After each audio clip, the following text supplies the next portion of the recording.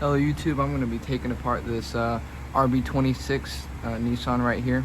I'm just going to be recording myself doing it, so I'm going to do a time lapse and I'll maybe show some tips on the way.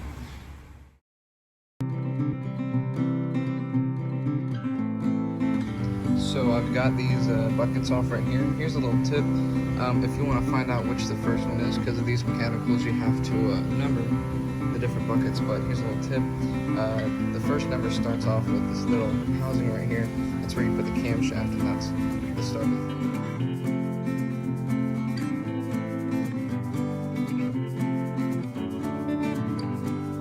So I finally got the buckets off. The next thing you have to do is you have to number these valves, and I'll show that.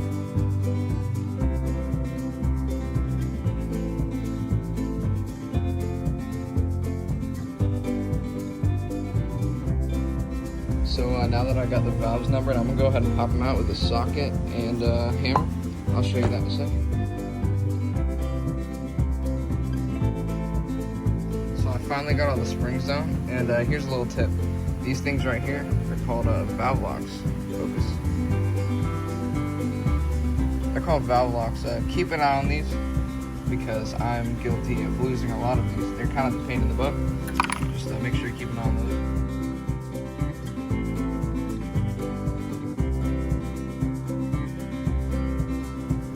Alright, so I'm going to be taking these valves right here over to this valve tumbler.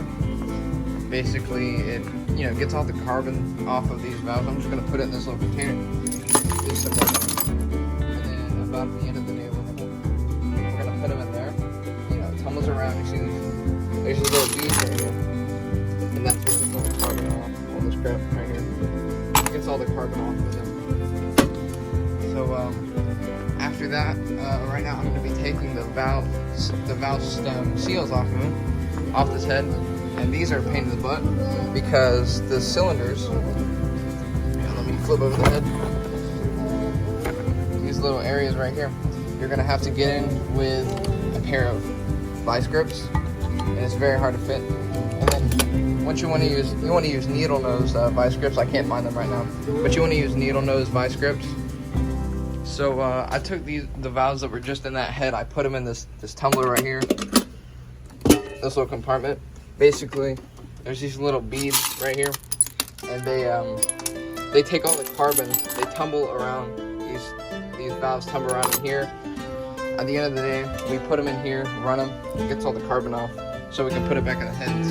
But right now, what I have to do is get the valve stem seals off of this head, and kind of a pain in the butt, really, because you need to get some vice grips, and you need needle nose vice grips for them, and they don't have the best grip, more to say. So I'm gonna be here for a while. I'm gonna record some of it, but and then I'll come to you with the next step.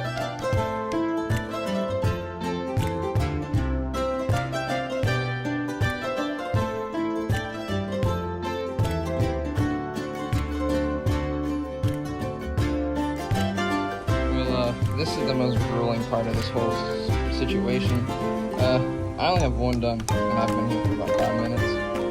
I'm going to keep going, and you'll probably see me doing something next in a couple seconds.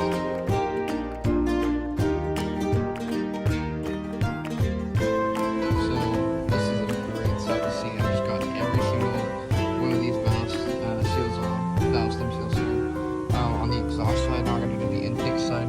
It shouldn't be too hard. Intake usually the exhaust.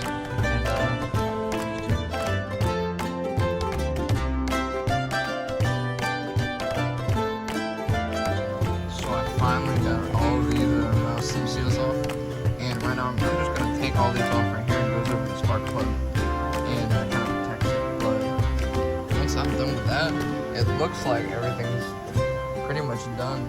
The cam's out, all the valves are out there in the tumbler right now. I'm probably gonna end up glass beading this head or painting it, one of the two.